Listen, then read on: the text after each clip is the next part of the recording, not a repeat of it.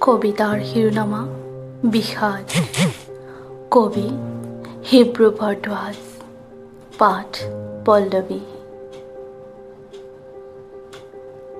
মনটো বৰ অশান্ত হৈ পৰিছে জান। না খাব পাৰিছো, না শুব পাৰিছো, না জীব পাৰিছো। বুকুখন বিষায় অ, বৰকৈ বিষায়। খামচি খামচি ধৰে, কুৰুকি কুৰুকি কুটে। কি যে অস্বস্তি।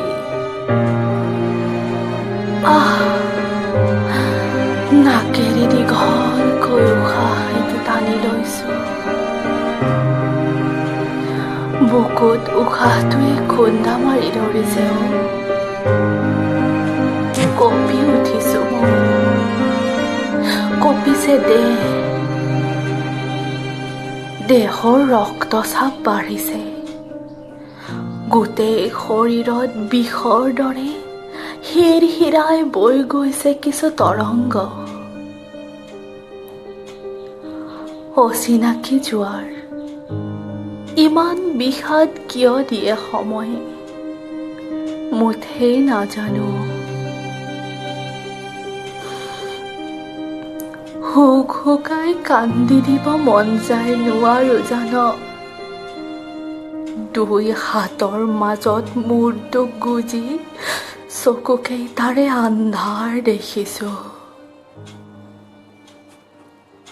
আন্ধাৰেই ভাল, পোহৰবোৰ জমকাল।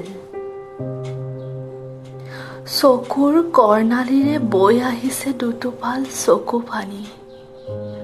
তপ্ত, উষ্ণ, ৰিক্ত বেদনা। একোৱেই ভাল নালাগে জানা। কোনো নতুনত্ব বিচাৰি নাপাওঁ। দুৰ্বল হৈ পৰিছে সবলতাৰে গঢ়ি লোৱা হৃদয়।